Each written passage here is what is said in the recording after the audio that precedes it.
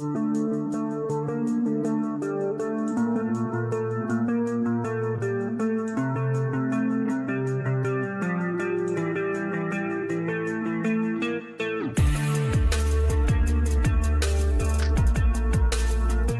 flamenco est un art traditionnel espagnol qui a plus de 200 ans, mais encore de nombreux passionnés aujourd'hui. C'est le cas de Sabrina Rosin de l'association Passion Flamenco qui a accepté de répondre à nos questions. Bonjour Sabrina. Votre maman est née en Espagne, mais dans votre famille, personne ne pratiquait le flamenco. Qu'est-ce qui vous a donné envie de débuter ? Moi, j'ai toujours été très fière de mes origines et de mes racines espagnoles. J'avais envie de développer ce sentiment d'appartenance à une communauté en me rapprochant de la danse folklorique qui représente le plus l'Espagne pour moi. Et plus tard, j'ai aussi compris, mais ça m'a vraiment pris du temps, c'est que mon papa m'avait baigné dans ce monde-là avant même que je m'en rende compte. Tous les trajets en voiture, il nous passait la musique de Sevillanes. Je me suis rendu compte que j'aimais beaucoup les Sevillanes, qui est une partie du flamenco. Et j'ai compris que ça venait sûrement de là, quelque part. C'était au fond de moi et ça m'a poussée à commencer par ça d'ailleurs, par les Sevillanes. Votre sœur et vos enfants ont fait du flamenco avant vous. Qu'avez-vous ressenti la première fois où vous avez dansé comme eux ?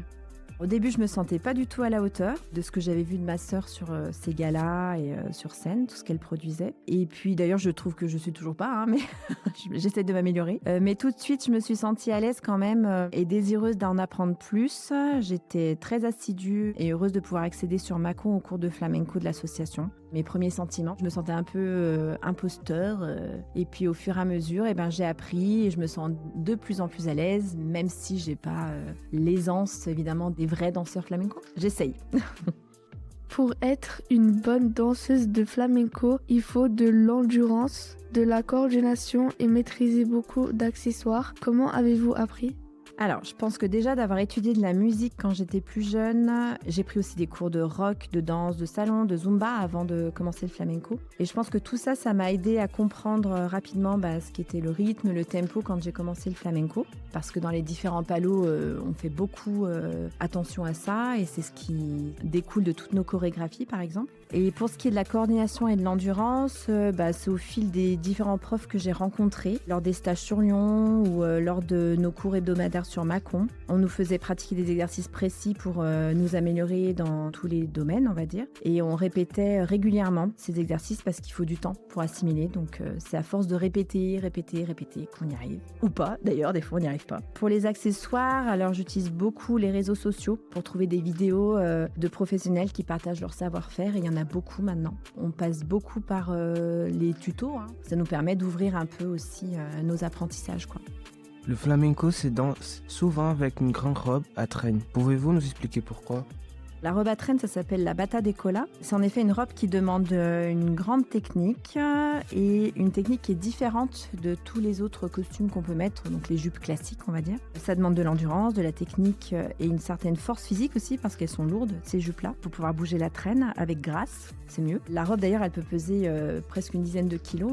C'est comme si c'était un accessoire qui permet de rendre encore plus spectaculaire le mouvement de la danseuse ou du danseur, ce qui est même des danseurs maintenant qui en portent. Mais moi, par exemple, je n'en ai jamais porté parce que c'est vraiment un apprentissage à part entière et on ne peut pas dire je vais adapter cette chorégraphie avec une bata de cola. C'est vraiment une technique différente et donc une chorégraphie différente pour ce type de costume.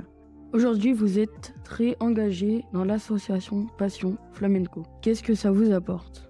Ça m'apporte plein de choses, mais le fait d'être entrée dans le bureau de Passion Flamenco et de donner des cours maintenant de Sevillanes aux débutants, ça m'a permis d'en apprendre davantage sur cet art parce que j'étais vraiment ignorante au départ. Et en plus, comme je suis au contact de vrais passionnés, c'est vraiment un sentiment de partage et du coup, on partage des savoirs sur le flamenco, des musiques, ça étend un peu notre culture, voilà. On partage aussi des spectacles à aller voir, on partage des informations sur les stages qui se produisent aux alentours de Mâcon. Évidemment, ça m'a apporté des liens d'amitié qui sont tissés au fil des années et qui dépassent même le flamenco, qui nous avait réunis au départ. Maintenant, on est devenus vraiment des amis avec tout ce qu'apporte une amitié. Donc, tous ces beaux plaisirs autour du flamenco et d'autres à côté.